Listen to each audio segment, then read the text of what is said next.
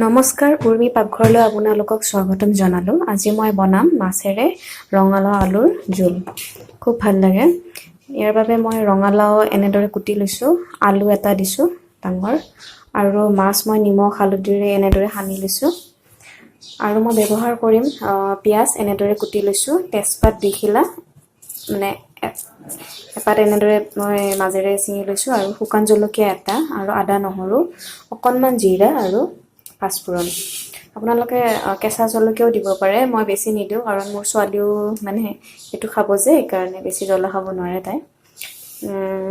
এতিয়া মই কেৰাহীত তেল গৰম হ'ব দিছোঁ আৰু আটাইবোৰ মাছ মই ফ্ৰাই কৰি ল'ম। মোৰ মাছ ফ্ৰাই হৈ গ'ল, এয়া দেখিছেনে?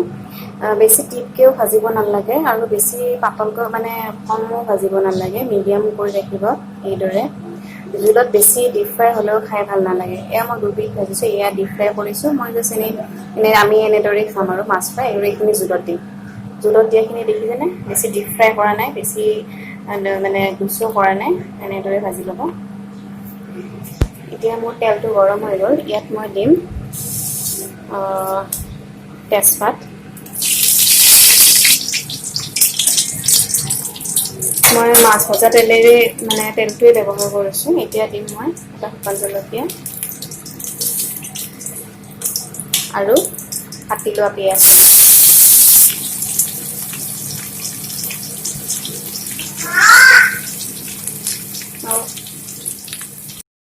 আৰু মই দিম ইয়াতে জিৰা আৰু পাঁচফোৰণ দিম, আৰু অলপ লৰাই দিম।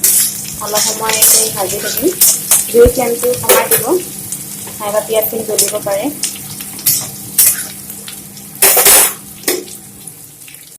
এতিয়া মই ইয়াতে আদা নহৰুৰ পেষ্টখিনি দি দিম।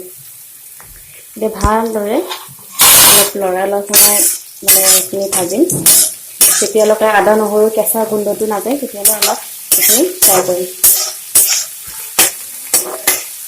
এনেদৰে সেয়া হৈ গ'ল। এতিয়া মই ইয়াতে ৰঙালাও আলু এইখিনি দিম।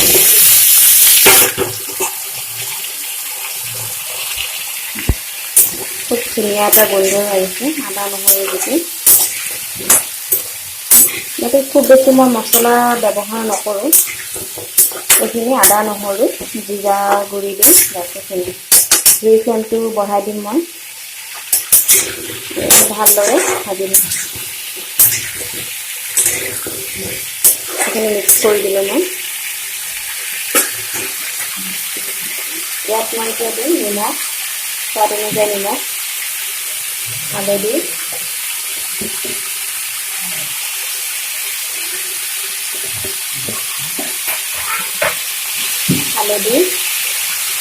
আৰু দিম জিৰা গুড়ি।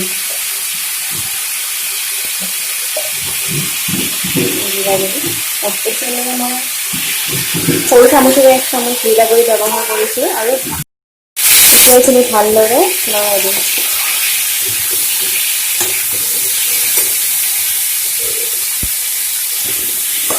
ভালদৰে লৰাই দিব এনেকৈ। আৰু মই ইয়াতে অকণমান চেনি ব্যৱহাৰ কৰিম, বেছি নহয়, অকণমান। আপোনালোকে ইচ্ছা কৰিলে দিব পাৰে, নিদিলেও নাই। কিন্তু কেতিয়াবা কিছুমান ৰঙালাওত মানে মিঠাটো কম থাকে, মানে অলপমান মানে চেনিটো দিলে মানে অলপ মিঠা ভাৱটো আহে, ভাল লাগে খাই। আপোনালোকে যদি ভাল নাপায় নিদিলেও হ'ব। এতিয়া মই এইখিনি অলপ লৰাই অলপ সময় সিজিবলৈ দিম, বেছি সময় নহয়, অলপ সময়। আলুটো অলপ সিজিলে পানীটো মিক্স কৰি দিম। এতিয়া মই ঢাকনিখন মাৰি অলপ সময় চিমত থৈ সিজিবলৈ দিম। মাজে মাজে চেক কৰিব। এতিয়া মই ঢাকনিখন গুচাই এবাৰ চেক কৰিম। মাজে মাজে এনেকৈ লৰাই থাকিব, নহ'লে তলত লাগি যাব পাৰে। লৰাই দিম মাজে মাজে।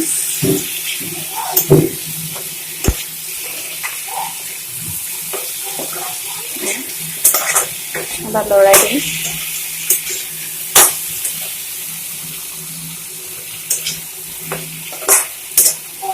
ভালদৰে বস্তুটো সিজা নাই, আমি আকৌ ঢাকনি লগাই আৰু ধৰক 5-10 মিনিটমান সিজিবলৈ দিম। চেক কৰি থাকিব, সিজিলে পানীটো ঢালি দিলে হ'ল। চিমত থৈ দিব। এতিয়া মই চেক কৰিম হৈছেনে নাই।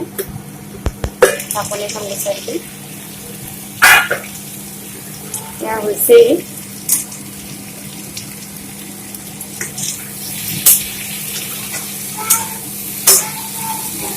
দেখিছেনে?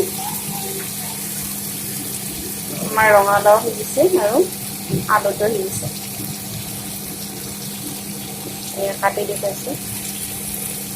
এয়া এতিয়া এইখিনিতে ইয়াত গৰম পানী দিব লাগিব। আপোনালোকে ইচ্ছা কৰিলে কাশ্মীৰী মিৰ্চ এইবোৰ দিব পাৰে, কিন্তু মই দিয়া নাই, এনেদৰে চিম্পুলকৈ দিছোঁ।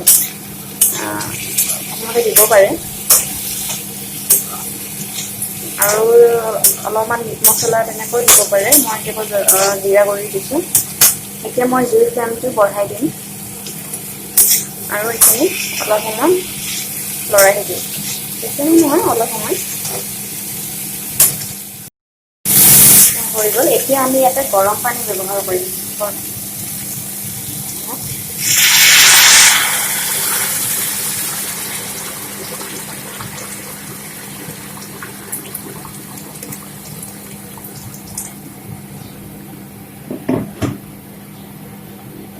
দিম আৰু পানীটো আপোনালোকৰ হিচাপত ৰাখিব। অলপ সময় এইখিনি মই উতলিব দিম, তাৰপিছত মাছখিনি দি দিম। এতিয়া মই ইয়াতে মাছখিনি দি দিম। মাছটো দিয়াৰ পিছত বেছি লৰাই থাকিব নালাগে, এনেই ছাইডৰ পৰা অলপমান লৰাব, কিন্তু কাৰণ মাছটো বেছি লৰাই থাকিলে ভাঙি যাব পাৰে। এয়া এনেদৰে ছাইডেৰে এনেকৈ দি দিব। পানীৰ জোৰটো আপোনালোকৰ হিচাপত ৰাখিব পাৰে, কিমানখিনি ৰাখে। এতিয়া মই আৰু অলপ সময় উতলিব দিম। এতিয়া মই কি কৰিম, ইয়াৰ পৰা কেইপিচমান আলু আৰু ৰঙালাও উলিয়াই মই মানে অলপ ভাঙি দিম। ভাঙি আকৌ জোলত দি দিম। তেতিয়া কি হ'ব, জোলখন অলপমান গোটা হ'ব, গ্ৰেভি মানে অলপ থিকনেছটো বাঢ়িব। আলু উলিয়াই দিছোঁ।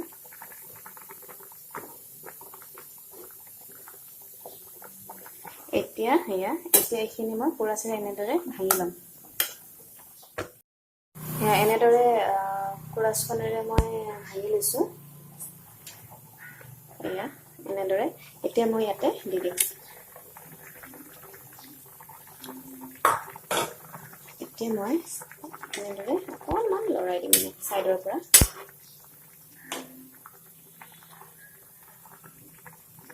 এতিয়া আৰু উতলিব দিম।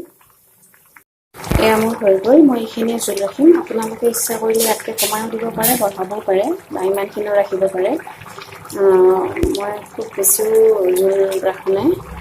এতিয়া মই গেছটো অফ কৰি দিম।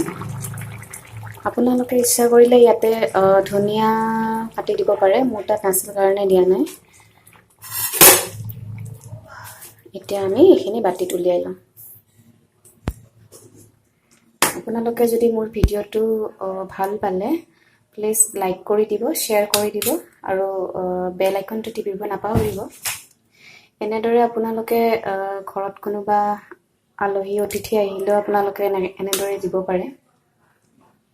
খুব ভাল লাগে ৰঙালাওৰে এনেদৰে মাছৰ জোল।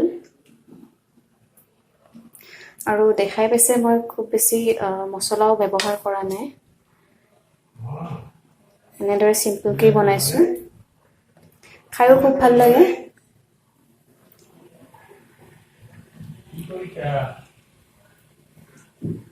এয়া এতিয়া এইখিনি গৰম গৰম ভাতৰ লগত পৰিৱেশন কৰিব। আপোনালোকে এনেদৰে বনাই পাইছেনে? যদি এনেদৰে বনোৱা নাই প্লিজ ট্ৰাই কৰিব।